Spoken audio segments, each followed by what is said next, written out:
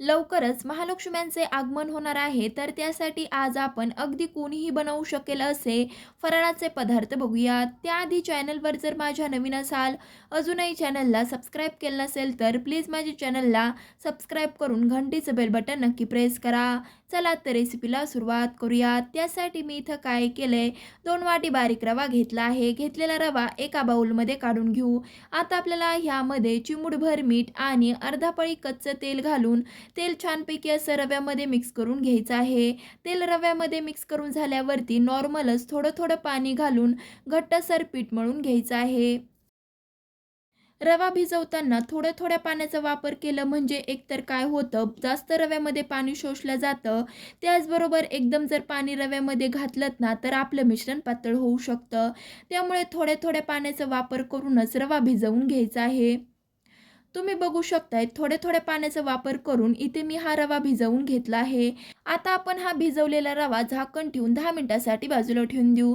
आपला रवा भिजत आहे तोपर्यंत सारण बनवण्यासाठी इथे मी काय केलंय, मिक्सरच्या भांड्यामध्ये 1 वाटी सुक्या खोबऱ्याचे काप घालून एकदा फिरवून घेणार आहे. आधी सुक्या खोबऱ्याचे काप फिरवून घेतले म्हणजे पटकन असे बारीक होतात. तुम्ही बघू शकतायत इथे मी पल्स मोडवरती सुक्या खोबऱ्याचे काप बारीक करून घेतले आहेत. इथं मी काय केलंय, जेवढे सुक्या खोबऱ्याचे काप घेतले होते ना, तेवढी साखर घालणार आहे. साखरेचं प्रमाण तुम्ही तुमच्या आवडीनुसार कमी जास्त करू शकता, पण जेवढे सुक्या खोबऱ्याचे काप घेतले होते ना, तेवढीच साखर घाला म्हणजे मस्त असं इथे आपला हा पदार्थ तयार होतो. त्याचबरोबर 1 मोठा चमचा खसखस, 3 ते 4 वेलचीच्या बिया घालून एकदा मिक्स करून छानपैकी असं पल्स मोडवरती 2 ते 3 मिनिटं फिरवून घेतलं की आपलं हे सारण तयार होतं. तयार झालेलं सारण तुम्ही फ्रीजमध्ये ठेवू शकता. महिनाभर आरामशीर टिकतं. ह्या सारणापासून तुम्ही मोदक देखील बनवू शकता. मस्त असं इथे आपलं हे सारण बनवून तयार आहे. एका बाउलमध्ये काढून घेऊ. तुम्ही बघू शकतायत मस्तपैकी इथे आपलं हे खोबऱ्याचं सारण बनवून तयार आहे. तुम्ही करंजीसाठी कोणतं सारण बनवता किंवा ह्याआधी हे सारण बनवलं आहे का, ते मला कमेंट करून सांगायला विसरू नका. बघू शकतायत मस्तपैकी 10 मिनिटानंतर रवा देखील आपला भिजवून तयार आहे. 2 ते 3 मिनिटं मळून घ्यायचं. नंतर छोटासा असा गोळा काढून घ्यायचा आहे. पुरीपेक्षा लहान काढा, कारण की आपण ह्यामध्ये सारण भरणार आहोत. सारण थोडंसं जास्त भरायचं आणि पारी अशी पातळ ठेवायची आहे. त्यामुळे करंजीची चव छानपैकी अशी लागते. तुम्ही बघू शकतायत इथे मी छोटासा असा गोळा काढून एकसारखा करून पातळ अशी पारी लाटून घेणार आहे. तुम्ही बघू शकतायत पारी लाटताना इथे आपल्याला पीठ किंवा काहीच तेल वगैरे लावण्याची गरज पडत नाही, कारण की रवा छानपैकी असा मळला गेला की आपल्याला काहीच न लावता मस्त अशी पारी लाटता येते. तुम्ही बघू शकतायत मस्तपैकी इथे मी ही पारी लाटून घेतली आहे. आता आपण ही लाटलेली पारी हातावरती घेऊन मध्यभागी थोडंसं प्रेस करून बनवून घेतलेलं 1 चमचा सारण भरून अंगठ्याच्या आणि बोटाच्या साहाय्याने छानपैकी असं प्रेस करून करंजी बंद करून घेणार आहोत. जर तुम्ही करंजी बंद करून घेताना नीट असं प्रेस करून बंद करून घेतली नाहीत ना, तर ज्यावेळेस आपण करंजी तळू ना, त्यावेळेस करंजीमधील सारण तेलामध्ये सुटू शकतं. सगळीकडून करंजी छानपैकी अशी बंद करून झाल्यावरती करंजीचं जे आपलं कटर असतं ना, त्या कटरने थोड्याशा साईडच्या कडा कट करून घ्यायच्या आहेत. करंजीच्या कडा कट करते वेळेस करंजीमधील सारण बाहेर येणार नाही, अशा पद्धतीनेच आपल्याला कडा कट करून घ्यायच्या आहेत. तुम्ही बघू शकतायत मस्तपैकी इथे मी ह्या साईडच्या कडा कट करून घेतल्या आहेत. अशाच पद्धतीने काही करंज्या करून घ्यायच्या आहेत.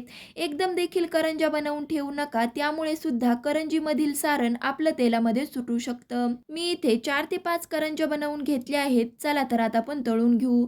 तळण्यासाठी तेल आधीच गरम करून घेतलं आहे. एक एक करून करंजी सोडून दोन्ही साईडनी अलटपलट करत छानपैकी अशी तळून घेऊ. करंजी तळता वेळेस आपल्याला गॅस मिडियम टू हाय हीटवरतीच करायचा आहे. ही करंजी मस्त अशी दिसायला दिसते. पहिल्याच प्रयत्नात जर तुम्ही बनवत असाल ना, तर परफेक्ट अशीच बनते. सारण बनवायलाही इतका खटाटोप नाही. अगदी मनात आलं की केव्हाही तुम्ही 1.5 तासामध्ये ही करंजी तयार करू शकता. तर बघितलत ना, बनवायला अगदी सोपी, तोंडात टाकताच विरघळणारी करंजी बनवून तयार आहे. मस्तपैकी अशी करंजी तळून झालेली आहे. आता आपण ही काढून घेऊ. दिसायला तर एकदम अशी पांढरी शुभ्र, तोंडात टाकताच विरघळणारी दिसत आहे ना? तर वाट कसली बघताय, तुम्ही सुद्धा ही पांढरी शुभ्र, गुबगुबीत, तोंडात टाकताच विरघळणारी मऊसूत करंजी नक्कीच बनवा. तुम्हाला मी एक करंजी फोडून दाखवते. बघू शकतायत मस्त अशी भरपूर सारण भरलेली करंजी तयार. तुम्ही सुद्धा येणाऱ्या महालक्ष्म्यांसाठी ही करंजी बनवा आणि हो ती कशी झाली हे मला कमेंट करून सांगायला विसरू नका. फराळातील दुसरा पदार्थ करण्यासाठी एका बाउलमध्ये काय करायचं, 1 वाटी बेसन घ्यायचं आहे. इथे मी घरचंच दळलेलं बेसन घेतलं आहे. आता आपण ह्यामध्ये काय करणार आहोत, 1 वाटी ज्वारीचं पीठ घालणार आहोत. जेवढं तुम्ही बेसन घ्याल ना तेवढंच आपल्याला ज्वारीचं पीठ घ्यायचं आहे. त्याचबरोबर 1 चमचा जिरे, 1 चमचा हातावरती क्रश करून घेतलेला ओवा, 1 चमचा धने पावडर, 1 चमचा लाल तिखट. तिखटाचं प्रमाण तुम्ही तुमच्या आवडीनुसार कमी जास्त करू शकता. त्याचबरोबर भरपूर सारे तीळ, इथे मी पाव वाटी तीळ घेतले आहेत. चवीनुसार मीठ आणि मी इथं काय केलंय, 1 मोठा चमचा म्हणजे आपली 1 मोठी पळी असते ना तेवढं तेल छानपैकी असं कडकडीत गरम करून घेतलं आहे. ते तेल ह्यामध्ये घालून हाताच्या साहाय्याने थोडंसं मिक्स करून घ्यायचं. नंतर लागेल तसा थोड्या थोड्या पाण्याचा वापर करून घट्टसर पीठ मळून घ्यायचं आहे.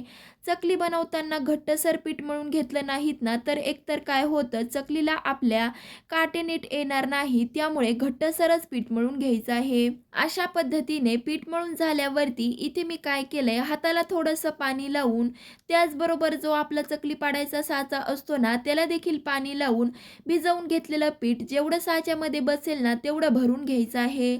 बऱ्याच वेळेस काय होतं की चकली बनवायची म्हटलं की आपल्या घरात भाजणी उपलब्ध नसते, तर अशा वेळेस तुम्ही भाजणी न वापरता ही चकली नक्कीच बनवा. बघू शकताय तुम्ही इथे मी हे साच्यामध्ये मिश्रण भरून घेतलं आहे. चला तर आता आपण चकली पाडू. त्यासाठी काय करायचं, एका डिशला छानपैकी असं तेल पसरवून घ्यायचं. नंतर गोल गरगरीत अशी चकली बनवून घ्यायची आहे. चकलीचं मिश्रण घट्ट असं मळल्या गेलं की मस्त अशी चकली इथे आपली तयार होते. त्याचबरोबर काटे देखील छान येतात. ह्याच पद्धतीने आणखी एक चकली बनवून दाखवते. चकली एकदमही बनवून ठेवू नका. 3 ते 4 बनवून झाल्या की लगेचच तळून घ्यायच्या. इथे मी 2 चकल्या बनवून घेतल्या आहेत. चला तर आता आपण तळून घेऊ. तळण्यासाठी तेल आधीच गरम करून घेतलं आहे. कडकडीत असं चकली तळता वेळेस आपलं तेल गरम झालेलं असावं. कडकडीत तेलामध्ये चकली सोडून हाय फ्लेम करूनच चकली तळून घ्यायची आहे. जर तुम्ही चकली मध्यम आचेवरती तळलीत ना तर आपली चकली तेलामध्ये विरघळू शकते. त्यामुळे मध्यम आचेवरती न तळता चकली आपल्याला हाय फ्लेमवरती तळून घ्यायची आहे. चकली तेलामध्ये सोडून झाल्यावरती चकलीवरचे बुडबुडे थोडेसे कमी झाल्यावरती पलटवून चकली छानपैकी अशी तळून घ्यायची आहे. तुम्ही बघू शकतायत पूर्णपणे चकलीवरचे बुडबुडे कमी झालेले आहेत. त्याचबरोबर आपली चकली तळाखाली बसलेली आहे. आता आपण ही चकली काढून घेऊ. उरलेल्या देखील अशाच पद्धतीने तळून घेऊ. मस्त अशी कोणतीही भाजणी न वापरता, पूर्वतयारी न करता खुसखुशीत चकली तयार. तुम्ही सुद्धा ट्राय करा. कशी वाटली कमेंट करून सांगायला विसरू नका. चला तर आता आपण फराळातील तिसरा पदार्थ बघूयात. त्यासाठी मी इथं काय केलंय, 2 वाटी मैदा चाळून असा घेतला आहे. घेतलेला मैदा मोठ्या अशा थाळीमध्ये काढून घेऊ. आता आपल्याला ह्यामध्ये घालायचं आहे चवीनुसार मीठ. त्याचबरोबर 1 चमचा जिरे. इथे मी हे जिरे भाजून वगैरे घेतले नाही आहेत, कच्चेच असे घातले आहेत. जिरे घालून झाल्यावरती एकदा मिक्स करून घ्यायचं. नंतर जी आपली वरण वाढायची पळी असते ना त्या पळीने 1 पळी कडकडीत गरम तेल करून घेतलं आहे. तेल गरम आहे म्हणून मैद्यामध्ये मिक्स करताना आधी थोडंसं तेल थंड होईपर्यंत चमच्याच्या साहाय्याने मिक्स करून तेल थोडंसं थंड झाल्यावरती हाताने छानपैकी असं तेल मैद्यामध्ये चोळून घ्यायचं आहे. घातलेलं तेल मैद्याला छानपैकी असं लावून झाल्यावरती इथे मी काय करणार आहे, लागेल तसा थोड्या थोड्या पाण्याचा वापर करून घट्टसर पीठ मळून घेणार आहे. अजिबात पीठ पातळ करायचं नाही आपल्याला. जर तुम्ही पीठ पातळ केलंत ना तर आपली शंकरपाळी खुसखुशीत अशी तयार होणार नाही. तुम्ही बघू शकताय थोड्या थोड्या पाण्याचा वापर करूनच घट्टसर पीठ मळून घेत आहे.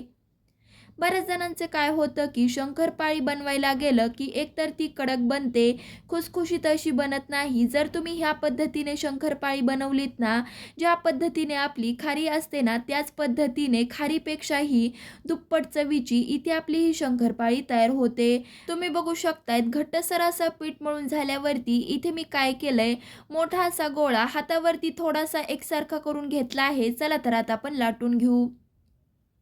आपलं पीठ ना छानपैकी असं घट्टसर मळलेलं गेलं असेल ना तर आपल्याला लाटता वेळेस तेल किंवा पीठ लावण्याची गरज पडत नाही. तुम्ही बघू शकताय छानपैकी असं प्रेस करून जेवढी शक्य होईल तेवढी इथे आपल्याला पातळ पोळी लाटून घ्यायची आहे. अजिबातच जाड पोळी ठेवायची नाहीये. जेवढी शक्य होईल तेवढी पातळ लाटून घ्यायची आहे. अशा पद्धतीने पातळ पोळी लाटून झाल्यावरती साईडच्या कडा कट करून चौकोनी शेपमध्ये ही आपल्याला पोळी कट करून घ्यायची आहे. असं केलं म्हणजे ज्यावेळेस आपण शंकरपाळे कट करू ना त्यावेळेस ते एकसारखे असे कट होतील. आता आपण हे साईडच्या कडा काढून घेऊ आणि जे आपलं करंजीचं कटर असतं ना त्या कटरने शंकरपाळी कट करून घ्यायची आहे. तुमच्याकडे जर हे करंजीचा कटर नसेल ना तर तुम्ही सुरीने देखील कट करून घेऊ शकता. मी इथे हे शंकरपाळे डायमंड शेपमध्ये कट करून घेत आहे. तुम्ही सुद्धा येणाऱ्या महालक्ष्म्यांसाठी हे शंकरपाळे बनवा. अगदी सोपे, तोंडात टाकताच विरघळणारे, कुणीही बनवू शकेल असे शंकरपाळे तयार होतात. तर वाट कसली बघतायत? ट्राय करा आणि हो ते कसे झाले हे मला कमेंट करून सांगायला विसरू नका. मस्त असे शंकरपाळे कट करून झाल्यावरती चला तर आता आपण तळून घेऊ.